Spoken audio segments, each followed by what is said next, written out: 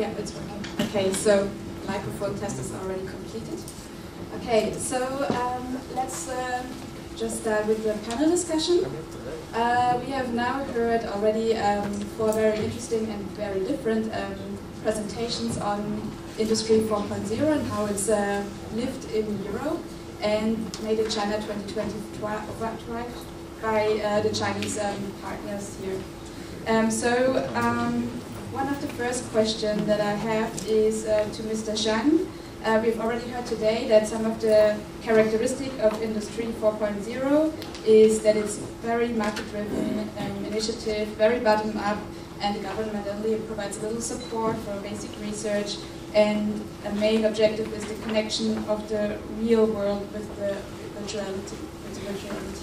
So, Made in China 2020 on the other side is very much a top-down driven approach, very highly government supported, and is aiming at bringing China from a manufacturing power to a world giant.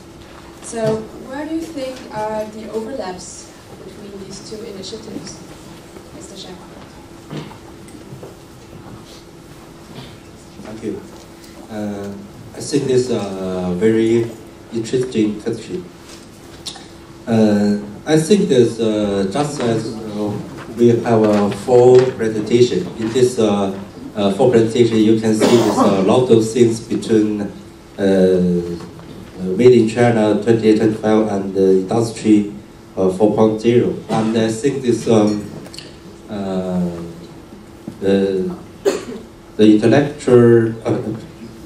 the intelligent manufacturing is a very big industry system. There's a lot of things, and we can see in different views to see.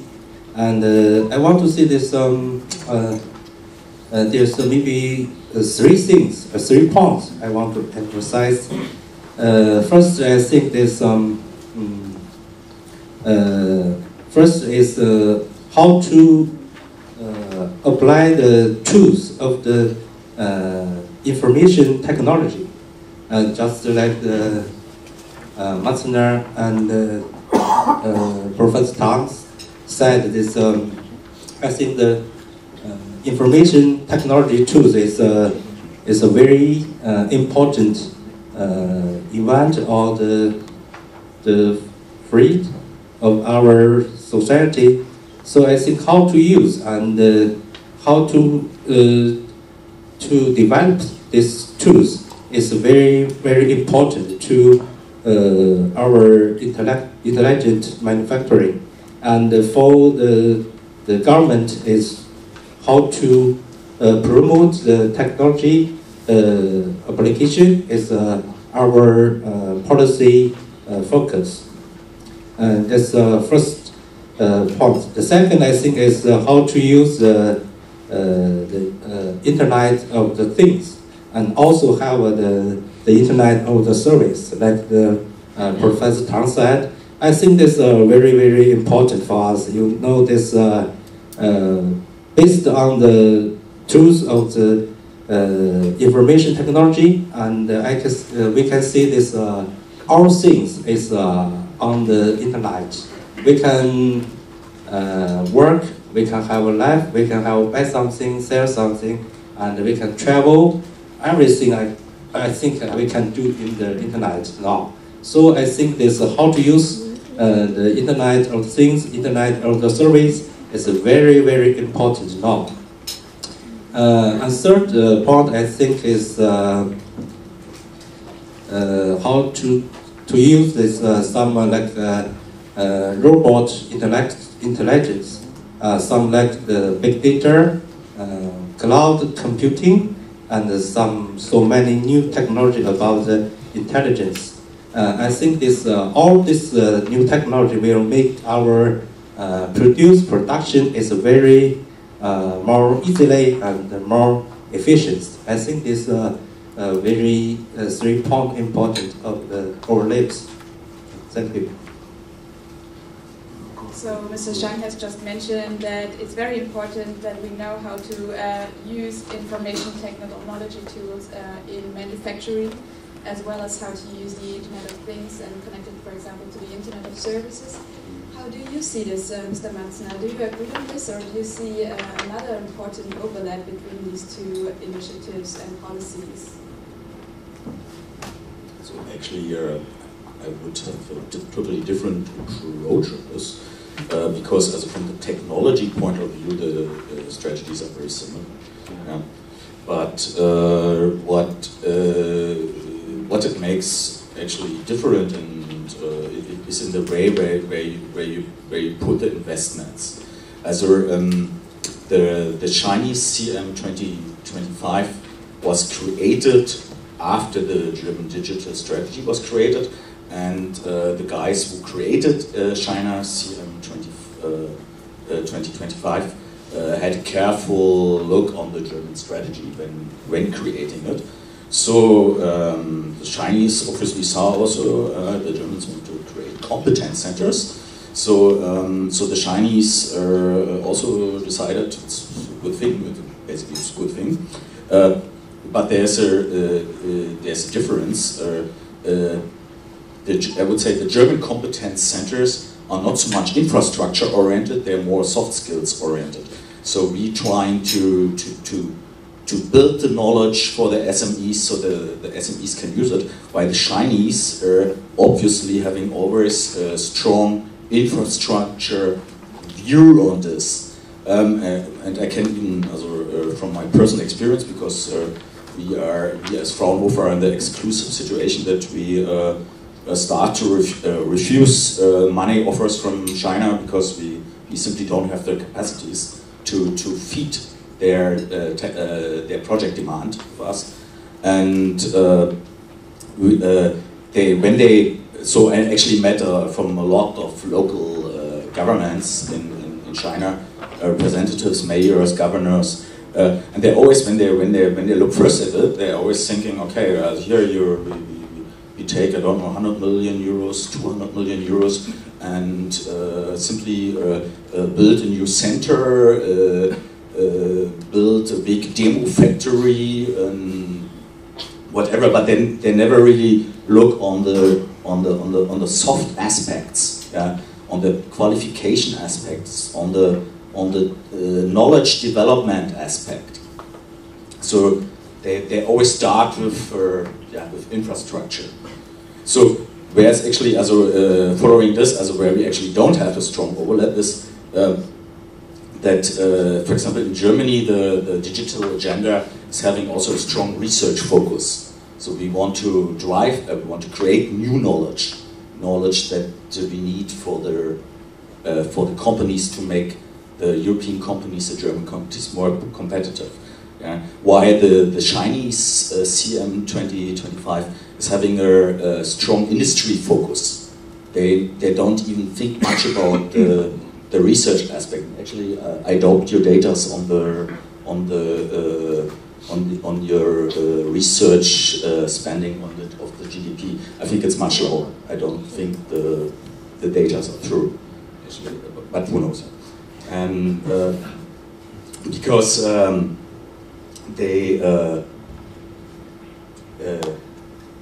as we see that actually also from my personal experience, we work. I've been also a little bit in contact also to the guys that bought KUKA, and the Chinese view is really on this that they simply they believe they buy KUKA, they have a self-development of know-how. Yeah. But I don't think so. They maybe bought KUKA, but they will they maybe have the patents, yeah. But they will not. They don't have the brains who develop the knowledge of KUKA. So that's a different story. So the Chinese when they redraw made in China 2025, or when they develop it for that, they really need to have a more a stronger brain focus and to work on the skills. So what we have. I have a long list here. When we come to subsidies, we in Germany we subsidize soft skills. Chinese subsidize hardware. investment, which is sometimes misled, because there are really strange developments when it comes sometimes to the usage of robots. And we have in China, in Germany, we don't restrict to industries. In China, they have 10 focus industries, right? And when it comes to international, I believe in Germany it's more international dialogue oriented. Why the Chinese having this buying know-how aspect, and yeah, that's it. And what is the one overlap? The one overlap is the competence centers. The competence centers. But the way they make it is a little different, actually. Okay. Thank you, Matzner, for pointing out already all the differences. We also want to come on that as well. And you mentioned a lot about soft skills and also the brains. And now I would like to address this a little bit about the qualification of the workers and of the employees. And I think Mr. Sommer and Mr. Tang both have spoken a little bit about this, and we would like to ask Mr. Sommer, which type of qualifications will workers in the manufacturing sector in the EU, maybe you more focus on the EU, need in the future? Thank you for the question. I think that the topic qualification is extremely important, be it EU or be it China. And we see, first of all, there's a trend towards higher education on all levels and more qualification on all levels. With regard to Industry 4.0, it's not the Industry 4.0 competence, but it's a bundle of different competencies. And we see a shift from qualification to competences. And again, I would also have, as you mentioned a little bit differently, a model with three components. First of all is the professional education that remains important and will increase also. And of course, due to new technologies, there will be new aspects, IT, but also added 3D printing, additive manufacturing, etc. Apart from that, we see that we call it cross competencies. These are competencies like dealing with big amounts of data, be innovative, etc., which is important to all levels of qualification. And the third one, and that is the one when you talk to companies, these topics will be mentioned mostly, is what we call these personal competencies. And that includes problem-solving competencies. They're getting increasingly important.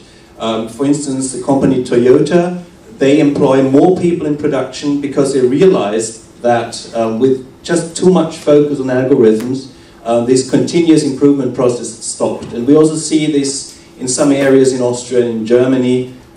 Again, more people being employed in the production side because we need these problem-solving competencies. The second one is to understand the complete process. We have seen from all these presentations that complexity is ever increasing, and you need people who understand the whole process. Meaning, if you change something in a product, what will come out at the end? And this is something that companies want most. And of course, you also need increasingly intercultural skills, languages, taking responsibility. We see it also in Austria, but also in whole of Europe, that it's getting increasingly difficult for companies to have people that are already employed in the company to motivate them to go to a management level. Because if you're responsible for a complete product line or production line, that means a lot of responsibility. And for instance, if the production line is shut down for, let's say, 1 week, that might endanger the whole company. And so also their employers need to find solutions to that, and training is one of the solutions. Thank you very much. Professor Tang, you also mentioned these talent cultivation models in China. Maybe you can elaborate a little bit on this from the Chinese aspect?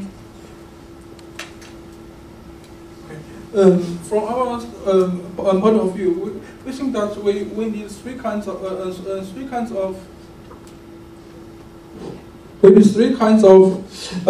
competencies. One is for data analysis, but this data analysis is not only about some simple statistic analysis, but but it's more in detail. That which in the future, for example, data mining and data visualization. These things normally for normal Chinese work, most of them don't have this capability. And even for some Chinese students with higher education.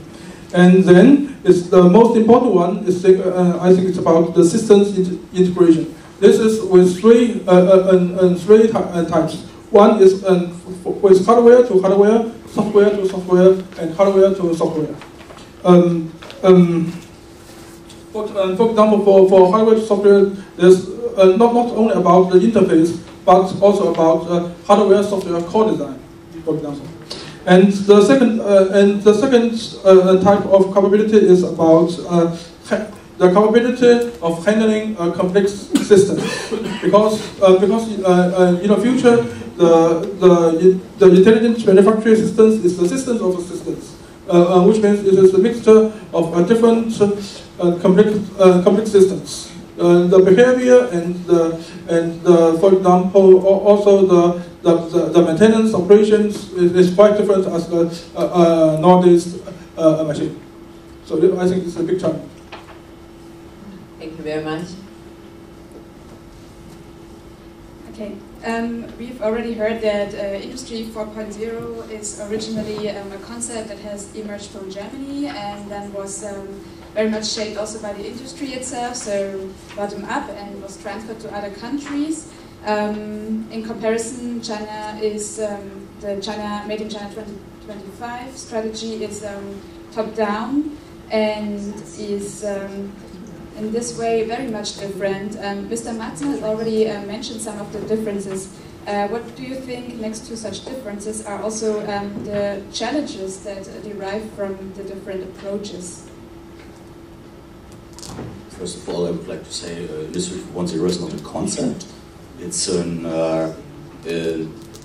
also 2 weeks ago I've been actually in a meeting with Professor Kagermann, who's a guy who's first used the word Industry 4.0.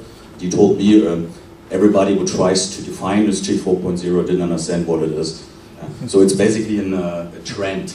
It's an, you cannot have a limited, you cannot have a conclusive definition of Industry 4.0. It's just something which defines a way we move in terms of manufacturing. It includes so many different types and so many different technologies. So, and the next thing is, I don't think actually that the Chinese strategy is top-down. The Chinese, like the Germans, did it very similar. The Chinese picked some experts and analyzed the needs of their industry and defined out of this a strategy that fits them the best. The Germans did exactly the same. They just simply appointed a bunch of experts, asked a couple of organizations that have a word to say, and defined out of this strategy. I wouldn't say it's neither top-down or bottom-up. I think this paper from the European Chamber says this difference, but I think it's not true. And so what the next question? The challenges are, yeah, well, the challenges are for both the same. Also, in Europe, we want to make Europe more competitive. We want to get the technologies into the SMEs, into the industry, and the Chinese trying exactly the same. And we will see who will be first and who will be better.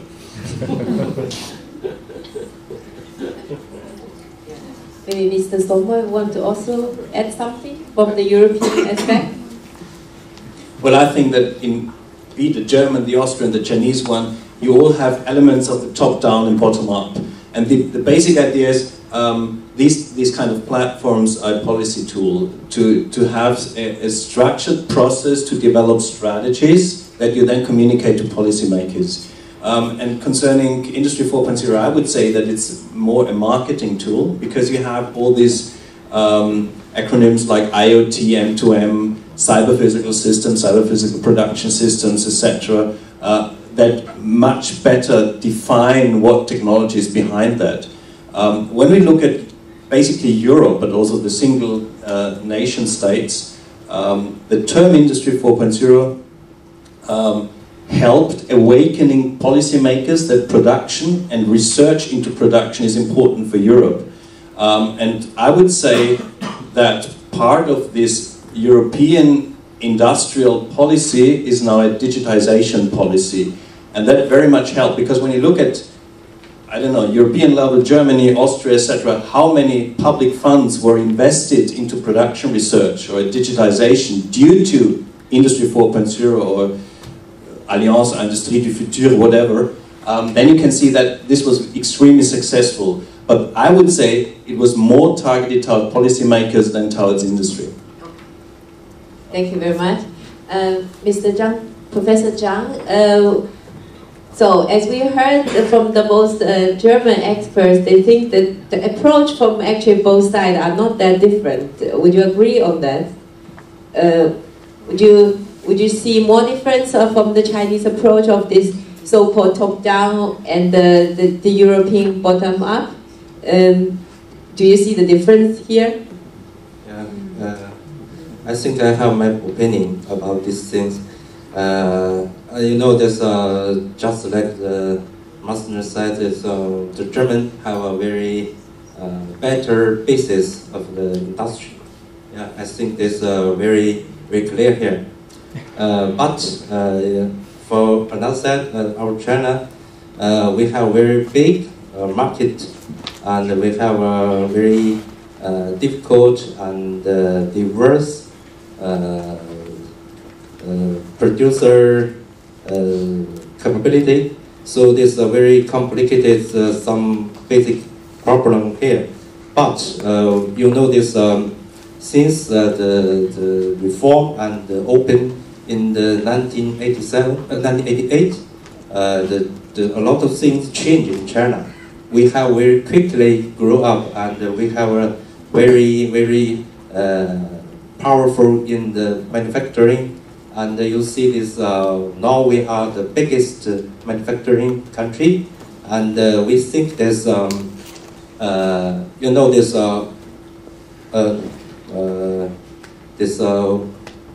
no matter this industry 4.0 or the Made in China 2025, I think the mostly thing is that we all see in the future the intelligent manufacturing is our direction. So just maybe you are in front, our in back, but who can first get the target? I think that's the winner. So you see that all over the country we are in running race. Yeah. So I think this we all have some same the target here, and we have different policy. We have different country. We have a policy basic, and we have a different culture, and we have different basis of the industry. So this means is no matter I think it's not only between the China and the Euro. It's all over the country, all over the world. Especially, you know, this for US, they have I think it's a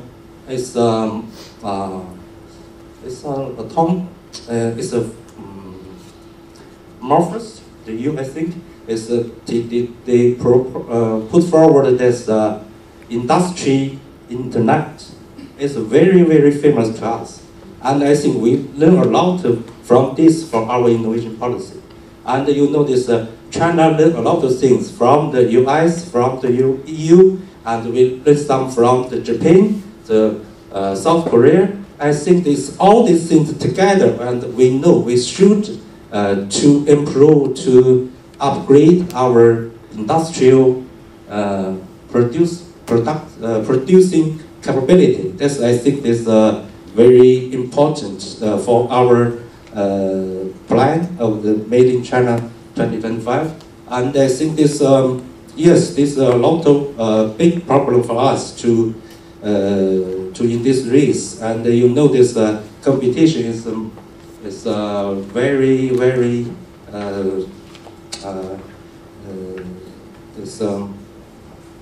so this for us, you know this our government is noticed, and we have a lot of plan, and we have put forward more policy, especially SGI policy, to move our small and medium-sized enterprises and all the companies to do things to move on this road to our target. So I think I have the confidence like you. I think our Made in China 2025 is a very, very good target, and we will have a very nice future. Thank you. Sorry, I just have to. I want to counteract here. So I mean, yeah, of course, you're China, but as you said, you want to drive ahead your industry competitiveness. But you should, I think, you should really, as I mean, the CM 2025 is touching it, your innovation capacity. But I think you should have drawn a little bit the focus more on your innovation capacity and not leave it somewhere just like something behind, Because if you want to drive up your innovation, your competitiveness and the strengths of your industry, you need to work on your innovation capacity. That's actually the focus, and it's touched, but it's probably should have been more in the focus. That's what I feel. That's my opinion. Okay, I think maybe Professor Tang, would you also like to add anything about this two different approach, or maybe seemingly different but actually not so different approach? I want to explain the situation in China because the situation in China is quite different as in Germany. Because most of the company in Germany has a good basis of automation, and some most of the SMS companies in Germany is also very strong. It's camping in the market, but in China the situation is totally different. For example, first things, just as mentioned for innovation, the innovation is not a point for, at least for most of the Chinese companies. Innovation until now is innovation or research is still not a big point for big company in China, because the first things for those things to is life in the future, alive in the future, and then this thing is especially serious for some small companies in China, and so in this case. The central government will pay much more attention to some big projects for innovation. And another thing is the innovation. In China, there are two apartments in the government. One is MIIT. This is most for industry, and then actually the Made in China 2025 is most of the parts is made by this apartment. So we can find that a very big impact of MIIT. That is for application, for real application. But for innovation, this is the work is most of the most. This is the other this is other part. Then another thing is in China, if there's not a very big push from the government it's very difficult to reach a real goal. So I think this is a big difference. Thank you very much. And to add, I think the innovation part comes, I mean, your industrial policy goes, the strategy goes until 2049, yeah? And there are 3 phases. I think your research and innovation part comes just after, so the stronger focus on innovation will be in the next phase, after 2025. Is this right? Yeah? Sorry. Sorry to say that I think the shift from the Chinese economy from a sort of imitation to innovation is fully underway. If you look at data with patent applications or also basic research and publications, we see there's a strong trend, and of course it's a system that is being transferred and it takes time, but I think China is on that track extremely successful. thank you very much. And sorry, we have to continue. So, as we heard today also from Professor Zhang's talk, the Chinese government say that they will treat the foreign country and the domestic country equally, but there are still a lot of European companies have their concerns. And what, Mr. Matzner, do you see these concerns are reasonable, or are there any challenges for the European companies under the Chinese strategy made in China 2025? Yeah, there are challenges. Also, one concern is definitely the treatment of data in China. Is when, especially when European companies have their subsidies here, and when they want to communicate with their subsidies here, they have issues with the encryption software, etc. That's a big point for them. But on the next challenge is, of course, European companies always need to try to be always a little step ahead. Of course, the Chinese, as Mr. Sommer said, they're catching up also in their research activities, and so they always have to be actually a good field where the Chinese get obviously maybe leading. Nobody knows for sure. Is AI, artificial intelligence. So it seems that Chinese are quite advanced in this area, probably more advanced than we are. Thank you. Mr. Sommer, what do you think about it?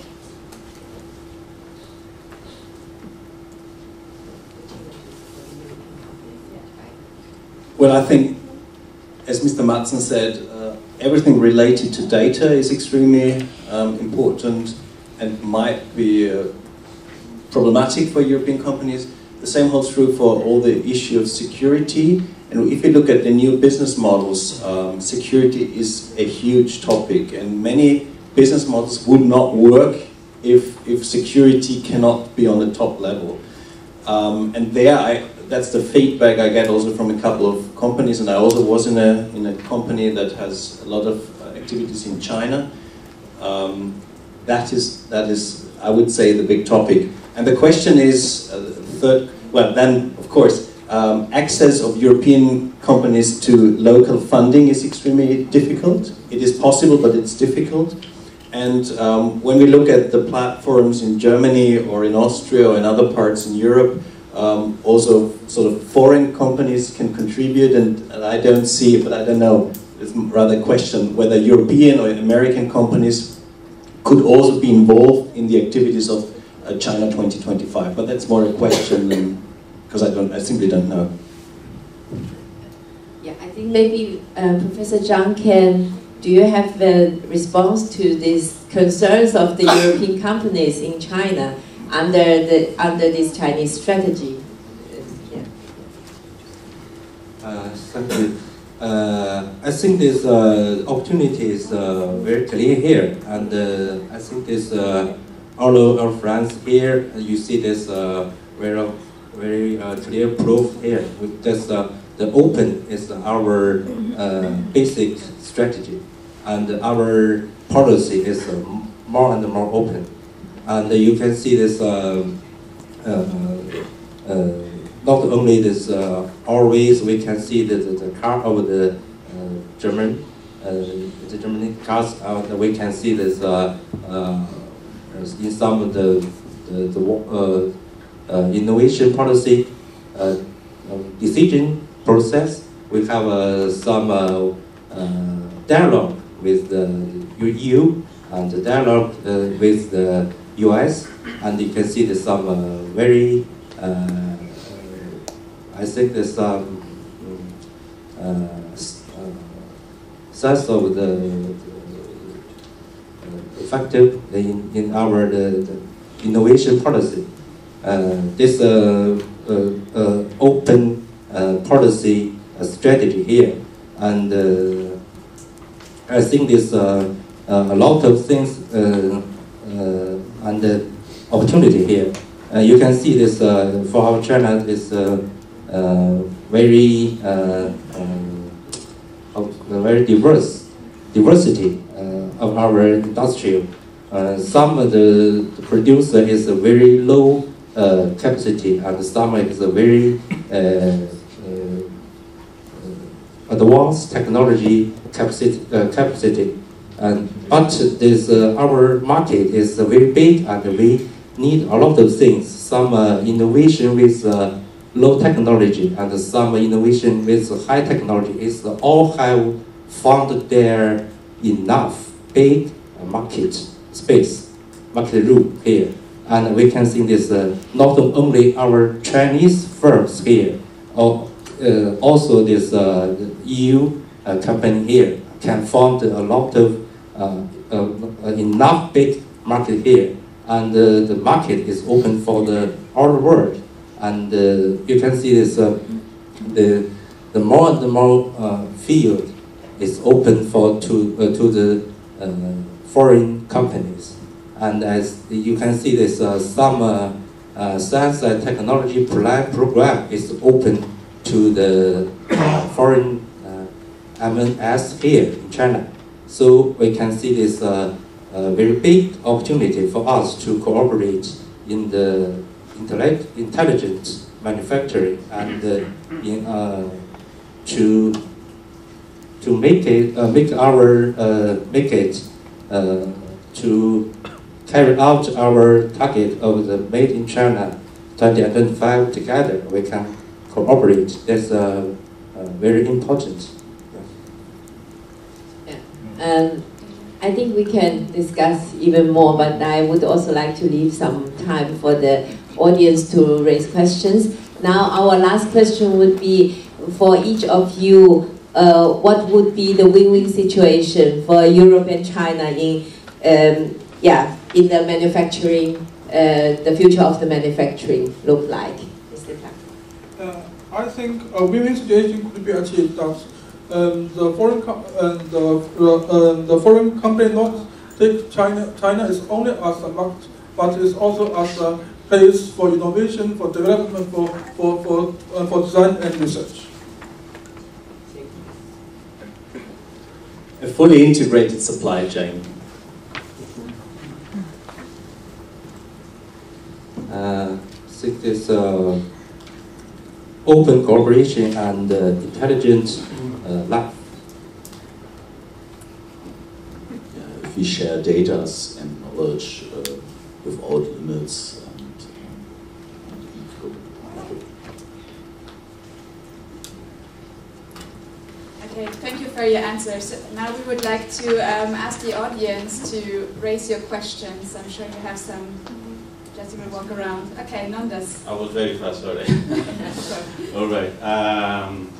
I think everybody will agree that after the opening up of China, the last 2 or 3 decades, China and Europe are more and more interconnected every year, and we are experiencing a symbiotic relationship, and nobody can survive without the other. I mean, this is obvious.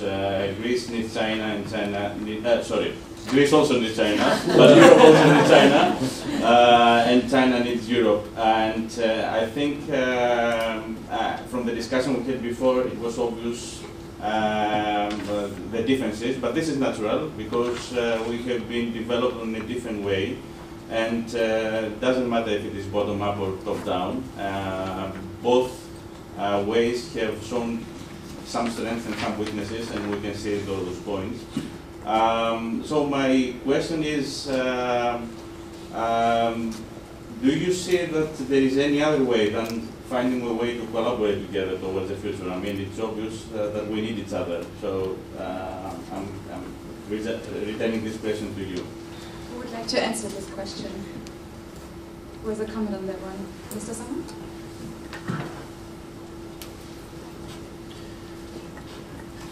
I think, and also looking at the geopolitical situation in the world now, I think free trade is extremely important, and I think, and China said it already, that focusing on free trade is extremely important. The EU does the same, and I think we can only through cooperation come further. And there are so many different aspects that need to be tackled, and everybody has its strength, but also, as you mentioned, its weaknesses. But there is no way other than really cooperation, and cooperation means in research, in education, but also in economic interaction.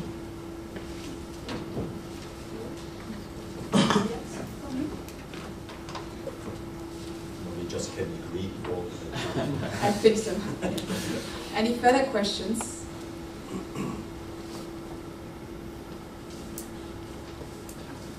Okay, Andrea from EU Relations. We have seen on all the slides this morning also actually social innovation and the human factor, and we could also see now on the podium how technical, from a technical point of view, the Chinese side still sees it, and from the soft side, how the European side sees it from the soft side. So how long do you think will it take until also the Chinese side will come up with the citizen and not just consumer and the human factor? We have a good example. I don't say which province it is, but there are provinces that put contract German providers, know-how providers, with trainings, conferences similar, and on the other side they're subsidizing the SMEs that they can buy robots, but they only give them the subsidy if those people working for the companies go to the trainings and the conferences. So they basically need to go there, need to pass certain trainings, then they get the hardware subsidy. It's an interesting concept, isn't it?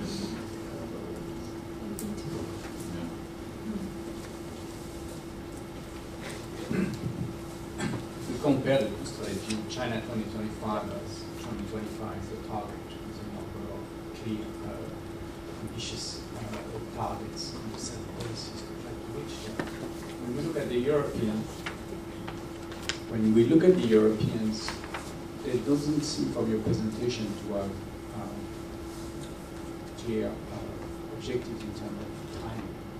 So we can expect China to develop after 2025 a further, it's already part of the multi-phase strategy, 2035, 2045, we know that. So we expect that China 2025 will evolve in the years to come. So the question to the Europeans is, what is the time frame for Europe? And are we already talking about 5.0?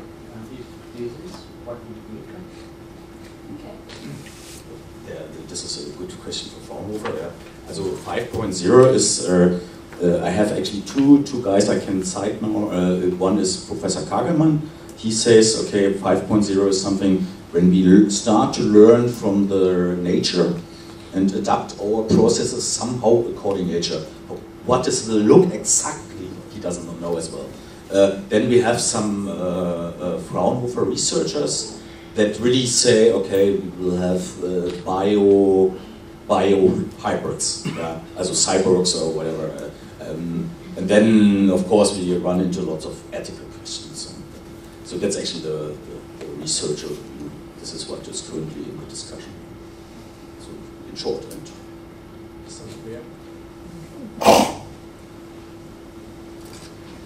we haven't put any figures or times on our strategy because there are some short-term, mid-term and long-term initiatives or ideas. And I would say rather short-term would be new business models and security, which should be transferred to industry. Rather medium-term to long-term is when you try to change the whole education system, and it depends on what aspect of the education system. When it's about training teachers, of course it needs 20 or 30 years time until you have everybody trained, basically, from the very beginning. And I think, and that is within all the OECD countries in general, it's about implementing digitization everywhere. It's in industry, it's in government, e-government, it's in the education sector. And some things are quite easily and quickly, and others, like also changing an organizational culture or changing a culture as such, does take much more time. And when we talk about these sort of soft facts, then we talk about organizational culture, or innovation culture, etc. And that certainly takes time, and we wouldn't dare in Austria to give a clear target figure. We will have reached it until, I don't know, 2035 or so. But we have quite clearly developed a strategy how to, and define goals, how to reach these goals. And some of the goals are goals that you have as well, and others are other goals like tax system, etc., because that is already implemented. Of course, it needs some minor modification, but in principle the structure is there and can be used. Okay, I think this will be the last question. And yeah, Mr. Zhang. Thank you very much. And my question is, what do you think is the biggest challenge for the companies to reach the target of Industry 4.0 in European countries, and for the Chinese companies to reach the target of China Made in 2025? So, quick and short answer from everybody. I had a slide on this. So people need to understand what are the benefits, then they need to be convinced, and then they need to invest, so they need money, and they need individual solutions for them, etc. etc.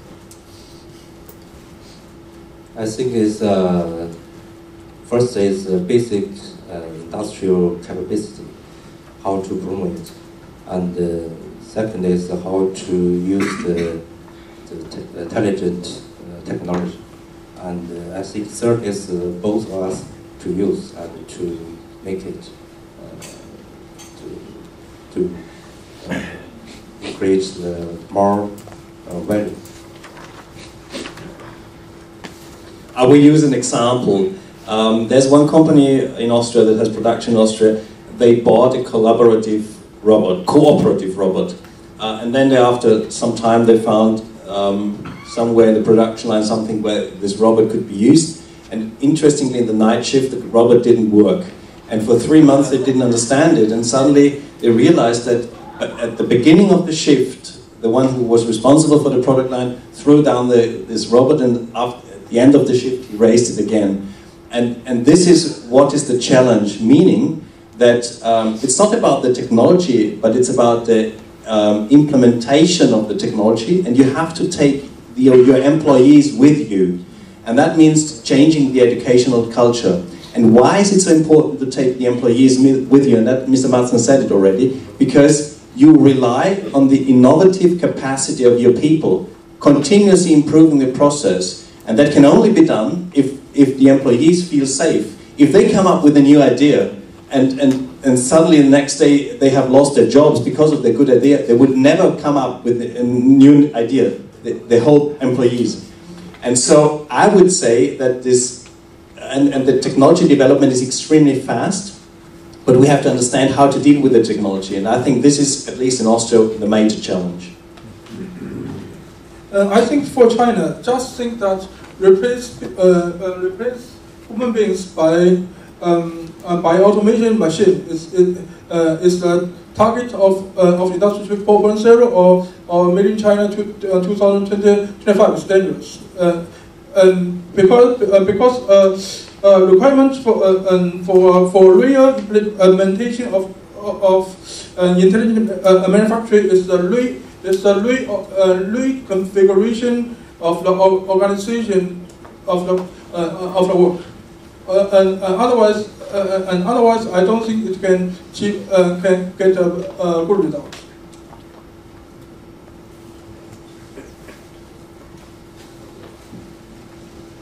And thank you very much for this very interesting discussion. Here we have heard a lot of information, and we also, the innovation capacity is key, and also the openness for collaboration is key. And the cooperation is the key. Yes. So thank you very much.